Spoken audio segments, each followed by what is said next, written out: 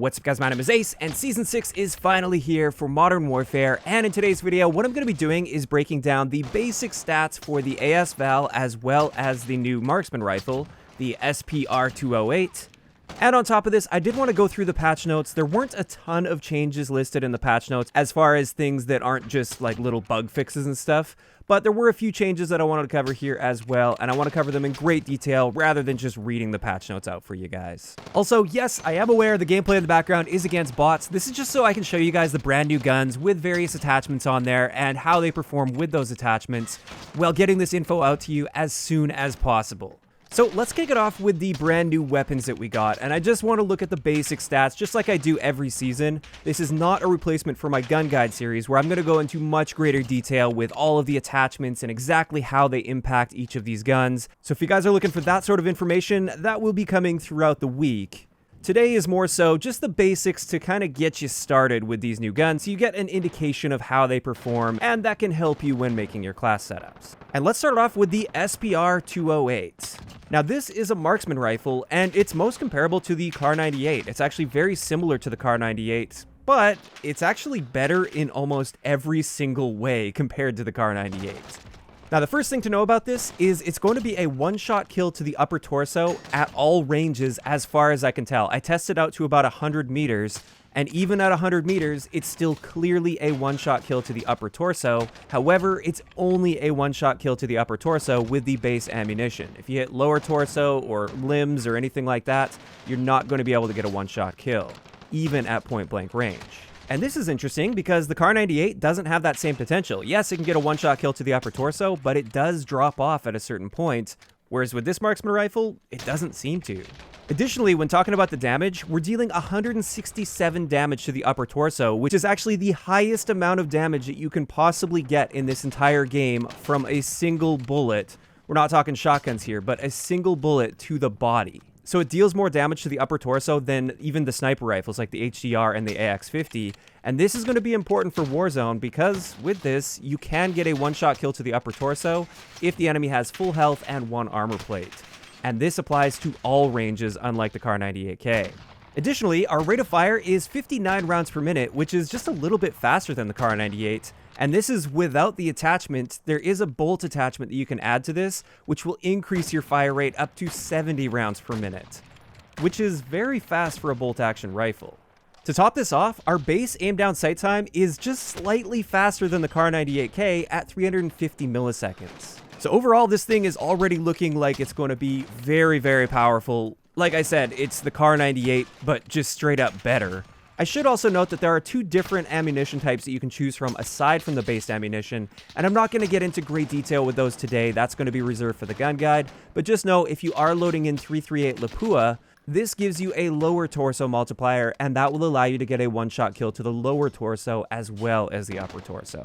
And with that, that's pretty much all there is to say about this marksman rifle at this point. Like I said, much greater detail coming in my gun guide as I find out more quirks and how all the attachments work and everything. But now let's move on to the AS VAL, which is unlocked at tier 31 in the Battle Pass. I forgot to mention the marksman rifle is unlocked at tier 15 in the Battle Pass. But at tier 31, we get the AS VAL, and with this one, it's a really high fire rate assault rifle with a built-in integrated suppressor. Now, the fire rate on this is actually identical to the M13 based on my testing at 923 rounds per minute. However, the crazy thing about this is if you're hitting the upper torso, you actually have a 3-shot kill potential, unlike the M13, and this gives us a time to kill value of 130 milliseconds to the upper torso, which is one of the fastest killing full auto guns in the entire game to the body. There is basically nothing that competes with this as long as you're hitting those upper torso shots. But it also does drop off to a 4-shot kill range to the upper torso, or if you're hitting lower torso, it can drop off to a 5-shot kill range as well. And then for pretty much all of the other stats, they're pretty basic for an assault rifle, like our handling and our mobility, for instance. That's pretty standard. However, the big downside to using the AS VAL is it only has a 20-round base magazine, and at most, we can boost that up to 30 rounds with a magazine attachment. So that's the one thing that's really going to be holding this gun back in comparison to some of the other guns out there. So you're basically trading that insane time to kill potential for a low magazine capacity. Now we should also have a look at the recoil pattern of this, and as you can see here, the magnitude of recoil is fairly high on this gun, especially when you compare it to something like the M13, which is the closest comparable gun. This thing does have a lot of recoil, but that recoil is pretty much straight vertical with only a little bit of a curve to it. And this means it's not really that difficult to control, it's just going to be more difficult to control at longer ranges compared to something like an M13. And that pretty much covers it for the base version of the AS VAL. However, we also have a conversion kit here where we can turn it into a semi-auto, which cuts our magazine capacity down to just 10 rounds. But with this, our rate of fire is pretty comparable to the FAL, so you have a pretty decent fire rate cap on that if you've got a good trigger finger. And on top of this, we do have a one-shot headshot potential that's noticeably longer than the FAL's one-shot headshot potential, so that's really big news. And on top of this, if we're hitting the upper torso, we have an infinite two-shot kill range in core game modes, whereas the FAL doesn't. So this is definitely going to be a competitor to the FAL. However, once again, the big thing that's going to be holding this one back is the magazine capacity. When you use it in semi-auto, you are limited to just a 10-round magazine, which isn't nearly as good as the FAL. But with that, that pretty much covers the basic stats of these brand new guns. Like I said, of course, we're going to be going into much greater detail in the gun guides, but this should at least get you on your feet with those. Now let's move into the notable changes that were made in the patch notes, the things that we will actually notice in-game. Keep in mind, I'm not going to cover absolutely everything, because a bunch of them are just little bug fixes that you've probably never even experienced anyway, so it doesn't really matter all that much. But the first thing I wanted to mention here is the C4. They actually nerfed C4. And what they did here is actually two things. First up, they just straight up nerfed your throwing distance, so you can't throw this nearly as far as you could before. You just barely lob that C4 out there now, and you can't really get much distance out of it, which you can pretty clearly see there. But on top of this, they also nerfed our ability to quick detonate the C4. So for those that don't know, if you double tap the reload button after throwing a C4, it will immediately explode that with no animation needed. You don't need to pull out the detonator or anything. It just happens automatically.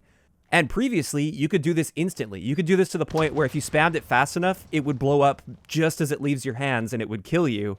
But now there's actually a delay on this, and you'll hear this little beep. If you throw and you try and double tap that reload as fast as possible, you will hear a little bit of a delay and a beep before that goes off. Now this delay is roughly half a second, which isn't a super long time. You can still blow this up fairly quickly. It's just not quite as fast as you could pre-patch. The main nerf to the C4, though, was definitely the throwing distance nerf. That is really going to affect your ability to use the C4.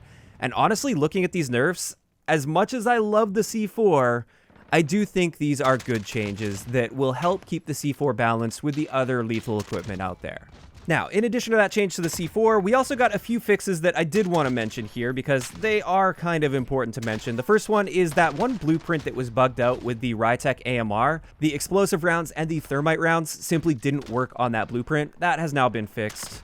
And I wanted to mention that because I've had a few people asking about that over the past few weeks. Also, they fixed the thumb on the AK with the Romanian barrel. I showed this off in the past, but basically you were holding it with a C-clamp grip and your thumb was like directly covering the iron sights just with that barrel on the AK, which looked ridiculous. They have fixed that. And then another important fix, this one applies to Warzone. They fixed a bug where sometimes while using one of the ascenders, those like little elevator things they added around the map, there was a bug previously where sometimes a player that was in the process of ascending, they couldn't receive damage. So you would shoot at them directly and just nothing would happen. They have apparently fixed that bug, which is great news. But finally, let's move into some shotgun changes for Warzone. The first change was a nerf to the Origin 12, and this is the exact nerf I was asking for, which is really good news in my opinion. Basically, all they've done to the Origin 12 here is they've reduced the maximum damage that you can deal at really close ranges, like point-blank ranges. It doesn't look like they affected the ranges or anything at all, so it's still going to be just as effective at two-tapping people. The only thing they did here is they lowered the one-shot kill potential, so now you can no longer get a one-shot kill with the Origin 12 without stopping power if the enemy has even one armor plate equipped. Now, if they don't have any armor, yeah, you can still one-shot them, and same thing goes, if you do have stopping power on there, yes, you can still get a one-shot kill on them. But I think this is perfect. This is exactly what I was asking for. I don't think this kills the Origin 12 by any means, because the real power of the Origin 12 is the fact that you can get really quick 2-taps on people, so it's just like boom, boom, and they're dead, even if they have full armor. And you're still going to be able to do that just as effectively as before. It's just now you won't get that instant one-tap with a semi-auto shotgun that has a really good fire rate. And I think that's perfectly fair and balanced when comparing it to how the other shotguns work in the game. Now, in addition to this, they also buffed the slug damage for shotguns in Warzone specifically. And this is an area where I'll admit I haven't done a ton of pre-patch testing, or at least detailed pre-patch testing. I've tried out the slugs a little bit just to see if they were viable, and I really didn't like the feel of them. They didn't really seem to work too well. But I did do a bit of post-patch testing here, just with the Model 680 slugs. And what I found is if the enemy has full health and 2 armor plates, you can get a one-shot kill on them if you hit them in the head, but anywhere in the body won't be a one-shot kill. Now, if they only have 1 armor plate, yeah, you can get that one-shot kill on them, which is awesome. But overall, just based on this little test that I did so far, I still don't think slugs are going to be a super viable option on shotguns. Maybe there are some exceptions. Maybe I'll dive in a little bit deeper in a more dedicated video to this. And maybe I'll find something else, maybe with one of the shotguns, like the 725, for instance. Maybe that's got a much better slug damage. I don't really know at this point. But basically, as far as I could tell at least, slugs are still not that great to use in Warzone. And with that, that's pretty much everything that I feel is worth mentioning from the patch notes. If you guys want to check out all the little details, I will leave that link down below. But I feel like I've covered everything that's really important to know at least. Now, I have also been hearing some rumblings and rumors of some stealth updates, which wouldn't be a surprise, so things that they've changed behind the scenes without mentioning it in the patch notes. And I will be doing some testing and stuff over the next couple days. I like to give it a couple days because it gives more time for me as well as the community to find things that may have changed behind the scenes. But if there were any notable changes, I'll be sure to make a stealth update video at some point, probably later in the week or maybe on the weekend.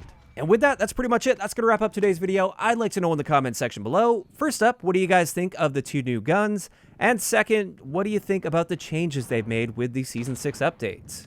Just let me know all of those thoughts in the comment section down below. If you enjoyed the video, a like rating is always appreciated, and don't forget to subscribe for more if you haven't already. I'll talk to you guys next time.